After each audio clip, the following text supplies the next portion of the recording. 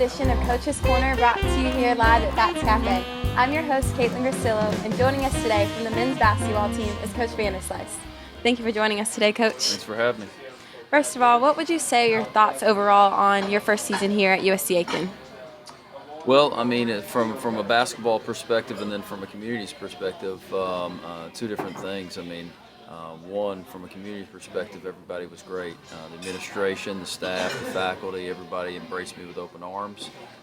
They were very positive, very outgoing, and did a great job of making me and my family feel super welcome here. And that's there's nothing that can be asked for more than that. And so I'm really excited and thrilled about the future as well. From a basketball perspective, it was new, it was challenging coming into a brand new group of guys. This was something that I was ready to accept because didn't know any of these guys before, and we learned together. We went through a season together, and so from both standpoints, everything went great. Now, is there anything specific you would say you learned as a head coach at the Division II level? Oh, absolutely. There was a lot of things that I could take away from this year. This was a new and challenging experience. I would say that this year going into it, I didn't have the opportunity to watch any film.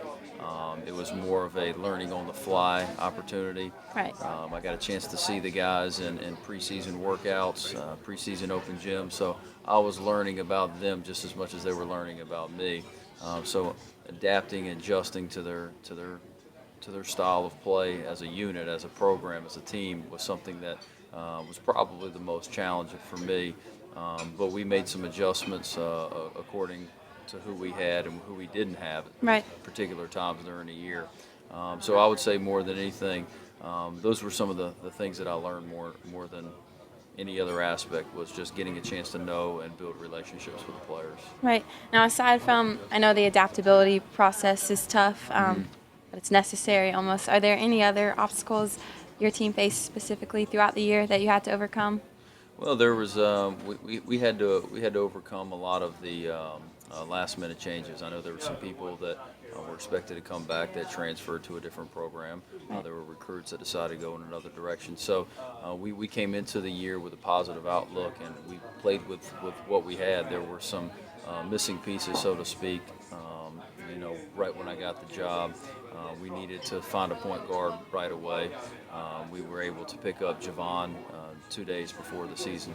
It's a good pickup. Yeah, before the school even started. So we were able to figure out on the fly what we needed to do with the pieces that we had.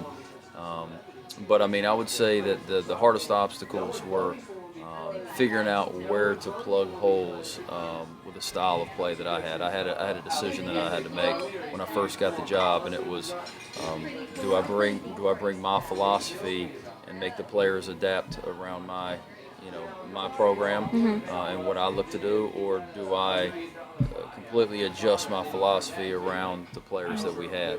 And my initial thoughts were to do what we needed to do at Lewisburg, or do what we did at Lewisburg, which we were highly successful there, and bring that style of play and make the players adjust to that style of play. Hence, one of the biggest reasons was because I had never seen any of them play. I didn't have film to go on. It was more on the fly. What I quickly found out was that about 2 games in, that wasn't going to work for us to be competitive. We tried to play a very up-tempo style. We tried to play very high-pressure defensive program. We wanted to play a lot of people to fit that style of play, and we realized that wasn't something that was going to be conducive to our strengths. So I had to make a complete wholesale change, and I decided to mid-year go from bringing my philosophy to the players to adjusting my philosophy around the players. That transition was a little bit difficult in the beginning, especially since it happened right in the middle of the year. But I thought that was necessary for us to be competitive. The wins and losses didn't necessarily show it, but if you look at the scores, they were close, and we were in a position to win every game at least by about the 5 or 6 minute mark, with the exception of 2 or 3 games.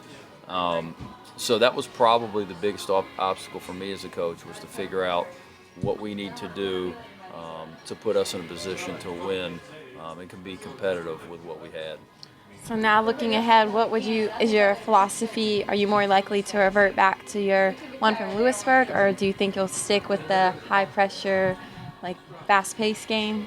Well, You know? what we had to do was we had to kind of go to a half court style of play this past year. I heard a coach once say that you want to coach what you know and know what you coach, and I think that that's going to be more conducive to a positive environment for us. We're going to go back to playing the style and brand of basketball that I feel more comfortable coaching and teaching, which is to play that high pressure, high aggressive, tough defense that leads out into easy opportunities in offensive transition. Okay. We want to play fast. We want to play aggressive. We want to play a lot of players. We didn't necessarily have that this year, but that's what we're going to recruit towards for the future. And I'm excited about the prospects because we have a lot of players that are going to be in that situation, in that position, to be able to utilize their strengths, which is to play fast and be in a position to where I can coach those players, Right. and it works out.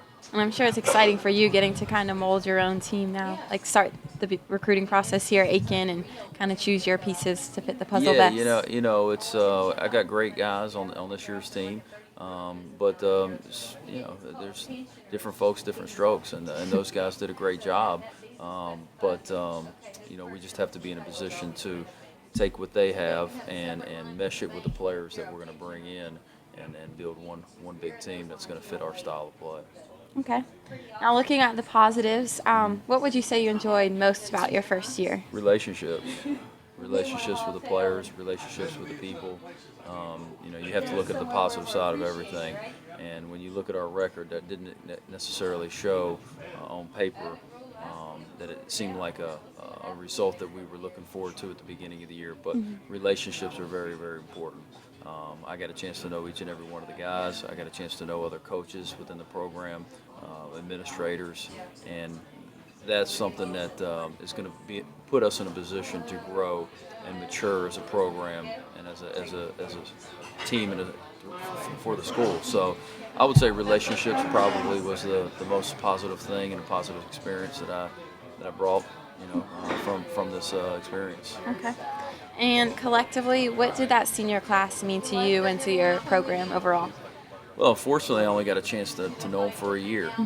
They were all great guys. They brought different strengths to the table. They brought different personalities to the table. Each and every one of them, needed to be coached differently. Each and every one of them needed to be talked to differently, but they had their own personalities. And the seniors, it's unfortunate that I only had a year with them, or less than a year with them, but I know that those guys are going to have great careers ahead of them. There's a few of them I'm sure will have opportunities to play professionally, and we're going to do whatever we can to put them in a position to play overseas and fulfill their dream of playing professionally after college. And I think that they have that opportunity. It's awesome. Now looking ahead next year, 2016, 2017, what would you say are your expectations, your goals, your hopes for the season? Well, from a recruiting vantage point, we want a melting pot of different types of players. We want to tap into different pools of recruits. We want to bring in freshmen. We want to look into junior college players, and we also want to entertain Division I transfers as well. So there's going to be a melting pot of different types of players from different pools that we're gonna look into. My expectations for all those guys to gel very quickly. And I think one of the strengths that I have as a coach is at the junior college level, which I coached for 5 years as a head coach.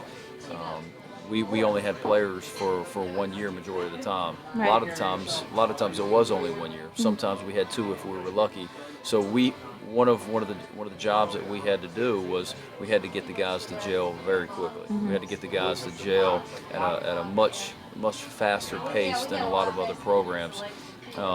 And so I'm excited about the prospect of doing that same thing here because we're going to have a lot of new faces. There's a lot of seniors that are leaving. We're going to have a lot of new faces coming into the program, and we've got to gel at a much faster rate than a lot of other teams in the conference do. A lot of other teams have majority of their players coming back.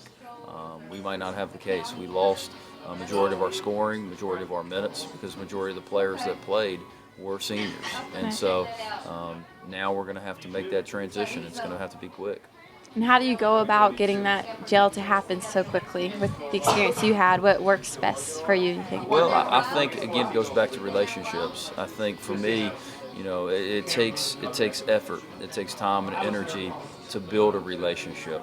You can't expect it to come, all in one single moment. There's no magical potion that says, hey, you know what, all of a sudden we're going to gel.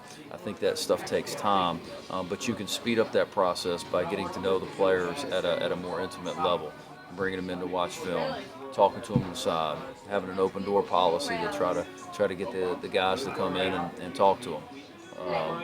Going through workouts with them, encouraging the guys to, when they come to get shots up on their own, to bring teammates.